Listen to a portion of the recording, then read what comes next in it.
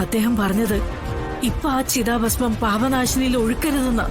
ഒഴുക്കണ്ടെന്നോ? അതെന്താ അങ്ങനെ? വിഷ്ണുവിന്റെ ജീവനോടുള്ള ഹൃദയം വെച്ചോണ്ട് ശിവന്റെ സാന്നിധ്യത്തിൽ ഈ കർമ്മം ചെയ്താൽ അനിഷ്ടങ്ങൾ ഉണ്ടാകുമെന്ന് എങ്ങനെയാ ശാലിനിയോട് പറയുക? വിഷ്ണുവിന്റെ ഹൃദയമാണ് ശിവന്റെ ശരീരത്തിൽ ഇരിക്കുന്നതെന്ന് പറയാനും പറ്റില്ലല്ലോ ദൈവമേ. എന്താ അമ്മേ, എന്ത് ദോഷം ഉണ്ടാവുന്ന പറഞ്ഞേ? അതൊക്കെ ഇവിടെ വന്നിട്ട് പറയാം. നിങ്ങളിപ്പോ അതൊന്നും ചെയ്യാതെ എത്രയും പെട്ടെന്ന് ആ ചിതാഭസ്മം കൊണ്ടിങ്ങി തിരിച്ചു പോര്. ഇതിപ്പോ ഇത്രയും വരെ വന്നിട്ട് ആ കർമ്മം നടത്താതെ എങ്ങനെയാ പോരുന്നത്?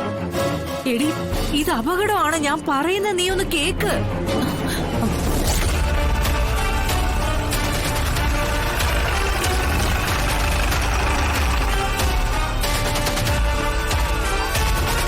എടി ശാലിനി, ഹലോ.